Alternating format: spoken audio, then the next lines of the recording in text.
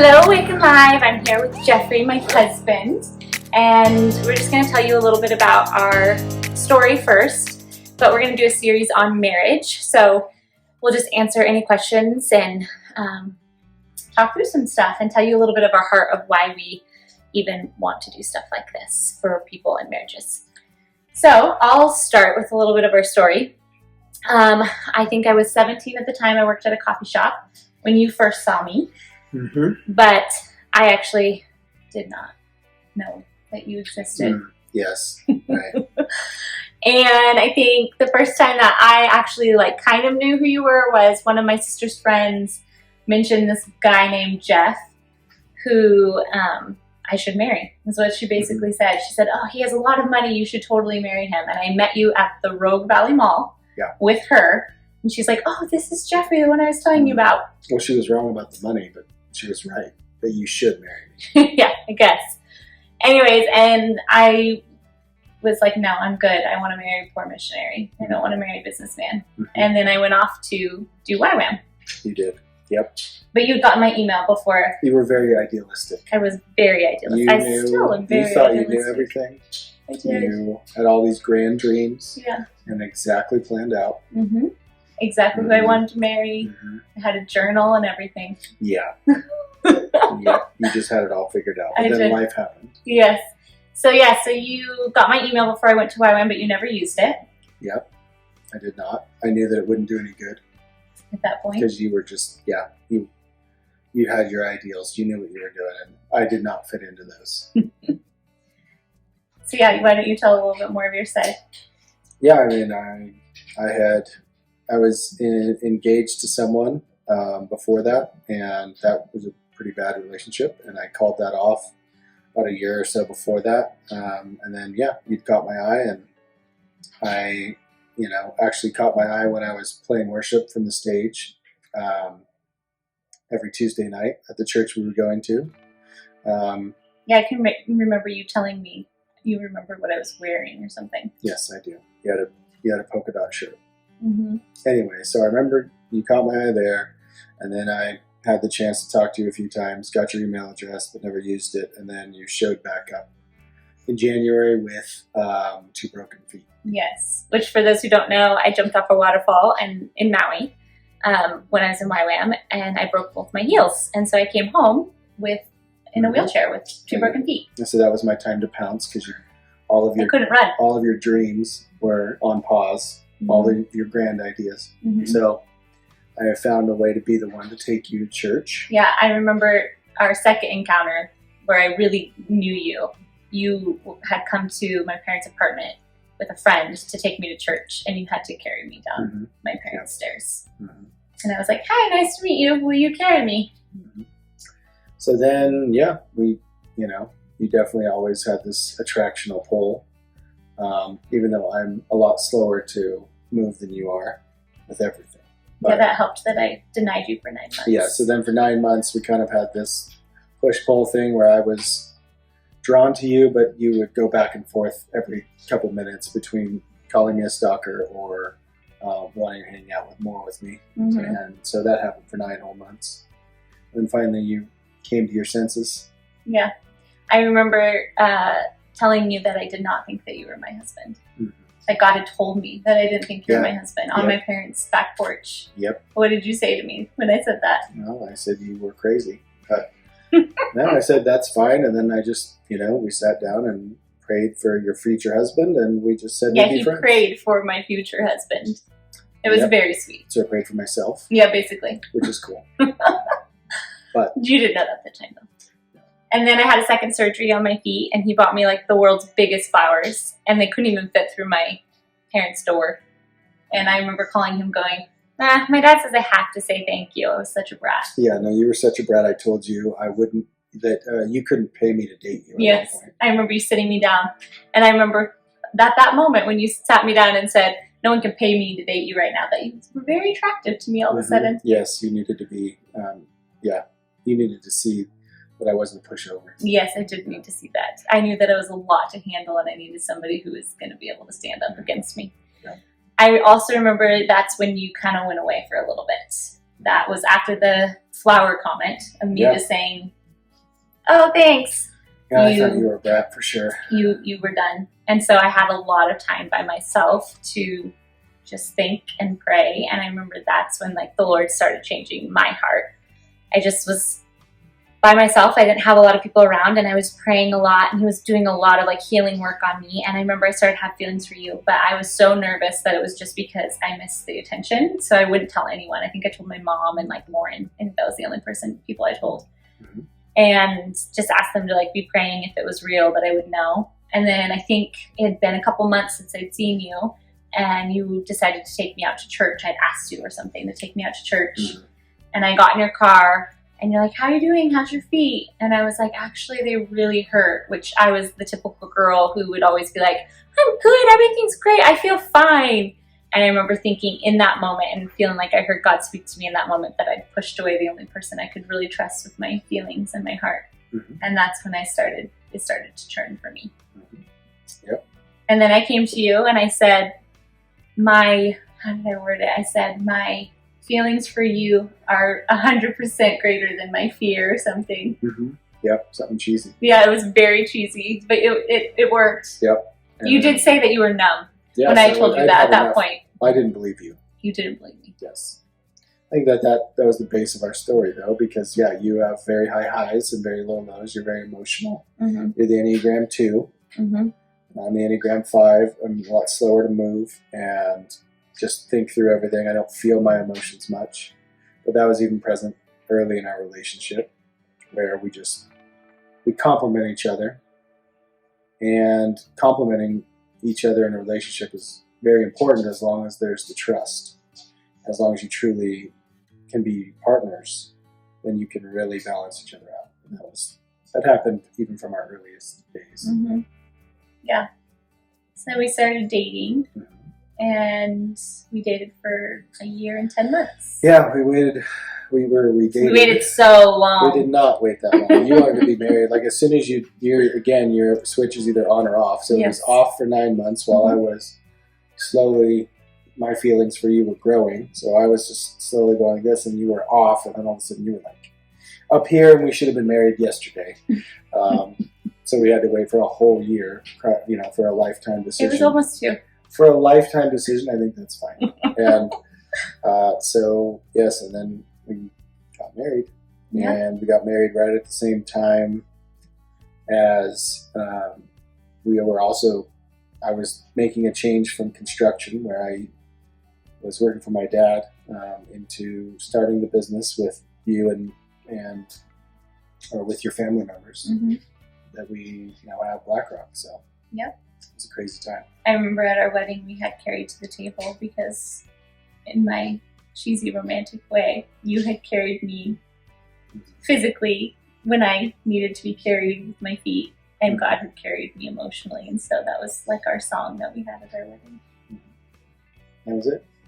And so then we were kind of plunged pretty quickly. I mean, we started the business, we got married in 2007, and then the business opened in February of 2008. So those two things were really, really close in time, and all right when the last financial crisis was really just starting. And so the world all kind of fell apart at that time. And we had a really rough. We didn't have a rough first year marriage. No, not really. We had a pretty easy first year, but definitely internally it was good. Externally, it was really tough because financially we were just really thrown into the fire, and that put a lot of stress. And then at the same time, it wasn't long before we had Gracie, which was only 2009. Yeah, only 2 years after we got married, essentially. I think that was when we had Gracie, and that was when the business was really struggling. It was probably our hardest year. Yes, 2009, 2010 was really, really rough. I had to go on unemployment. You were, a new mom dealing with a really colicky baby, and that's probably when that was the roughest time probably of our marriage, where neither of us was really equipped to deal with. We both felt we were, at 120% each, And you always used to say back then that you're giving 110%. And if you feel like you're giving 110%, it has to be that the other person isn't giving enough. And so that's why we would always clash, because you were giving 110%, I was, but it felt like you couldn't have been giving all that you were giving because there was still so much more to be done. Yes. Right. And that was, even just putting those words to it, I remember really helped us not fight so much, because we're like, okay, that makes sense, and just put words to what we were feeling. Yeah. And so, getting through that time was really difficult. I think that's also, though, what refined our relationship in the way of, like, what we've always said is, that we never give up. That really, I think, is the time that galvanized us, as knowing that we were, in this together forever, and having to go through that time gave us that foundation to be able to know that no matter what we were doing, we had to attack the problems side by side, and never be fighting with each other. But that also, and in doing that, if you know that the person that you're with is always there, then you are really free to be able to have really honest conflict. And I think that's where we really learned that during that time. That we could just honestly fight with the gloves off in a way. And I think that's what's different about us from looking at other people, is our fights can be really nasty, but they're very honest, and we can say things that we really feel, even if they're hurtful, but at the core, we know that in the end, we are on the same side, and that there's no giving up, that we're 100% together, but that gives us a freedom. And I feel like something that I've recognized that is kind of a switch is the underlining trusting that the other person's heart's for you. And if you trust that the heart is for you, then even in the conflicts and in the fights, you're never questioning whether the heart is for you. I feel like that's what I recognized a lot in the previous of other marriages, is that it's the underlining trust issues that really make or break conflicts. Yeah, you can't have conflict if there's no trust. Yeah, and I think that if you trust that somebody's heart is for you, then a conflict and a fight doesn't become about not trusting their heart. It just becomes about what the conflict and the fight is about. And so, for example, like, you don't take out the trash. It doesn't become about, oh, Jeffrey doesn't care about me. He doesn't love me. That's why he's not taking out the trash. It's just, Jeffrey's not taking out the trash, and we deal with that. Or we talk about that. Or vice versa, if there's another example for you. There's lots of Yes, but it is true. But underlining trust is a really big issue to tackle right away. And I think that that's something that we've always really fought for, is trusting each other's hearts, knowing that our hearts are good towards each other in the long run. We fought to be able to believe that. And choose to believe that. But anyway, so then we got through that hard time into, the first hard financial times, and then into a lot of family conflict in the business, and a lot of just, the adolescence of BlackRock, and getting through that time, which was really difficult. Things we should have done differently, things that we wish other people had done differently, lots of just no real winners out of that whole thing. But it was also really trying, but probably was another time that, further galvanized our marriage. And, put us into where we kind of are now in the last, 3 years, 4 years almost. How long have we been married? It's a test. 12 years. It is 12. It'll be 13 in September. So. Yeah, I win. You do win. And so then that's put us to this place. And one of the things that I always knew was that, I always wanted you to be able, I have my thing. I have BlackRock, something that I can, put my skills to. I can express my gifts. I am a leader of all that stuff. But I've always, we've always talked about, and I wanted for you to have, an ability to express your gifts and to do the things that you wanted to do, and to bring into the world, the things that God has for you. And so that's when we started talking about Awaken several years ago. 2015, yeah. That's kind of just been this evolution of, as you got more time, as the kids got older, that you then had more time and energy and emotional output, even just to be able to pour into other people and to share the things that you've learned and that we've learned, and just to really love on people and invest in people. So, yeah. Yeah, I remember even when we were just dating, you talked to me a lot about this movie that you watched that says the line was "Buy her chairs." Mm-hmm. You shared this with me since way back when we were dating. Mm-hmm. It was like this really old movie. No, it's not that old. It's isn't it super old? No, it's not that old. Maybe for you. That is true. You're 5 years my senior, yeah. So it's the Phenomenon movie with John Travolta. Yes, and there's just this line at the end where, the premise being that the girl that he loved built chairs, and she built these, wicker chairs, and she sold them.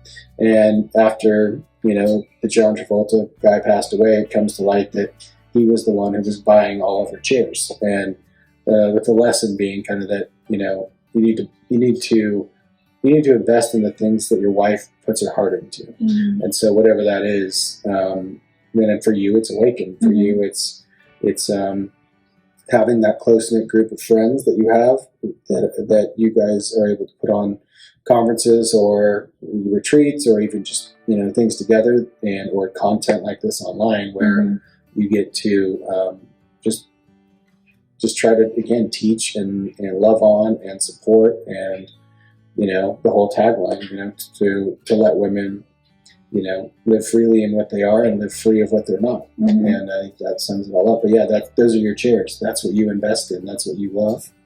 And that's what you love to do. That's what you're passionate about. That's what you're thinking about all the time.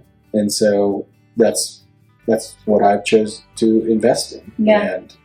And you've done a really good job of that. Anytime that, we have leadership retreats with just the girls, you take the kids, and I did wash dishes. You washed dishes at a retreat. Dishes. You did. I feel like you need tons of praise for that. Yeah. You've done really good. And even before Awaken, I think you always really supported anything I was passionate about. My mommy group back in the day, you were very supportive of that.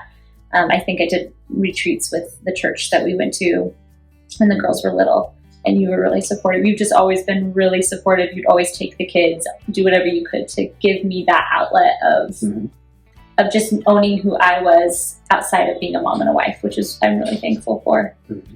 How do you feel like I was supportive of you for Black Rock? Or how do you feel like we navigated Black Rock together as a couple?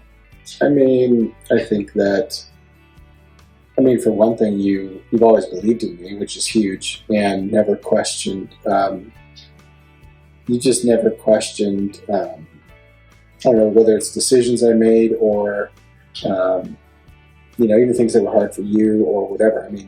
In the earlier days when I was working with a lot of other younger girls or whatever, you always supported me through that, believed the best in me, where some women could have gotten hung up on that.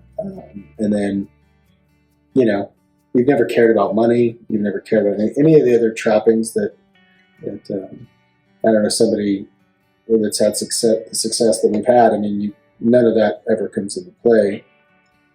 And that, I don't know, I've never thought about that, but that's actually really freeing. So that's nice. Mm-hmm. I think, and overall, you come to the events, we love on the employees, you care about the employees, you care about it as the thing that I'm passionate about. So you share in that load. Mm-hmm.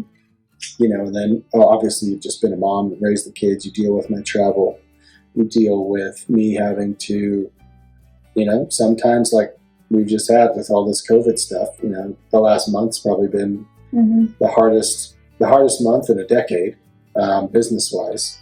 And, you've just been really supportive and understanding, and,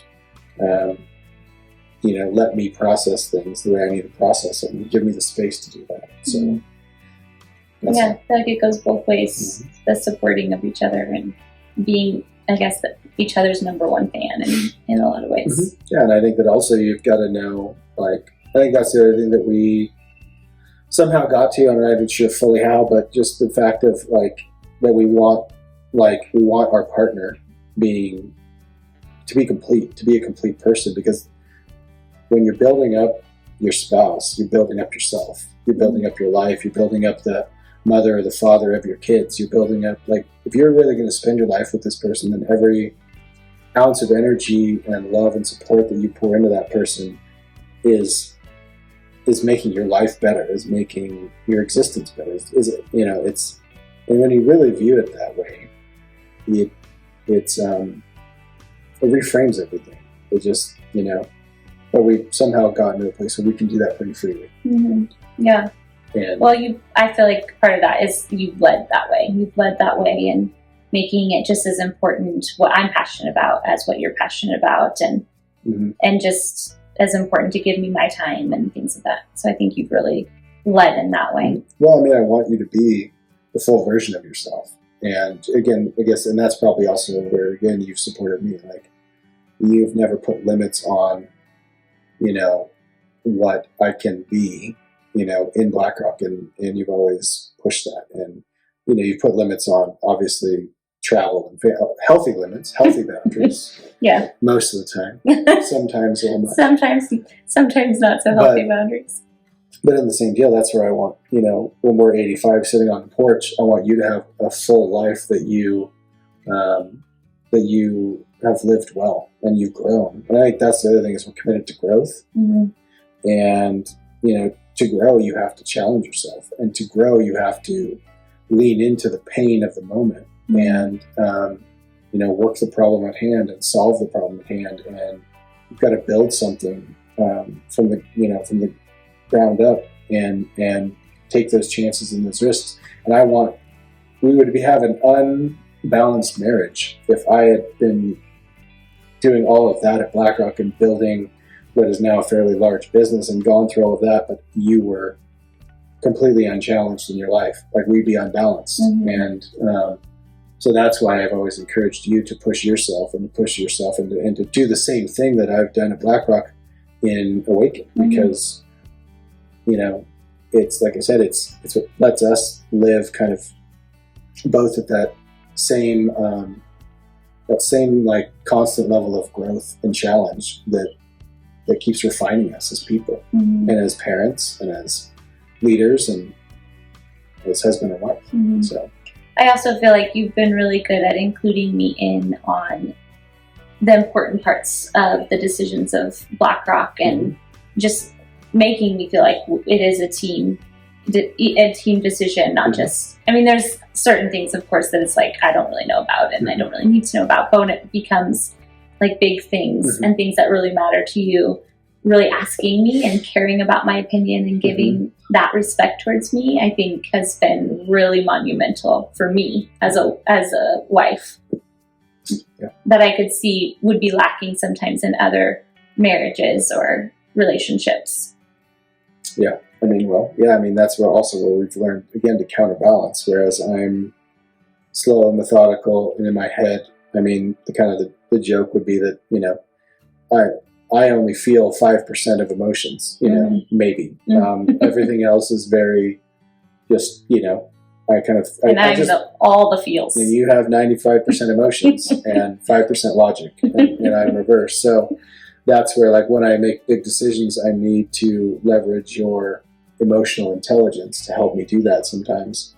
Much like, you need to leverage my gifts and logic when you make other decisions. But that's... What was the thing that I said to you one time when I was like, your logic? Yes, no, you said, I don't need your facts. Oh, that's what you said. That's right. Yeah, right. In quotations. Mm-hmm. That, which made no sense at all. But that's our deal. So, yeah, I think that's what's kind of set us up, is, again, the trust that we have in one another's hearts, and then the true partnership in, again, I outsource my emotion to you a lot of the time and I let you lead things kind of emotionally or from a heart level, and you outsource logic to me, and you don't have to worry about any facts at all. And yet that's worked out really well for us. And so it puts us in a pretty good place, I think, too. Yeah, I think that's something I've also learned, is having the ability to learn from each other and not being too prideful to not learn from each other. I was a very opinionated, loud, pretty obnoxious person, I think, until you came into the picture and really taught me a different way of communicating and a different way of getting people's respect. I think I thought that was the way to earn people's respect, and you showed me that your quiet confidence was actually more powerful. And I was able to learn from that and feel I've even molded more to you but you've also done that with me, and you're more maybe outgoing than you were before me and things of that nature. Mm-hmm. And I think that that's also a huge key component in marriage, is being able to lay down what you think is the absolute right way and learn from the other person's way and grow and mold into that person more. Yep. So yeah, that's just a little bit of our story and who we are and where we are now, I guess. But we're going to have more episodes to come where we go into a little bit of your guys' questions that you've sent in. Questions like, how do you communicate in conflict, or questions about how you communicate in conflict even when you're both bad at it. I liked that question. That was a good one.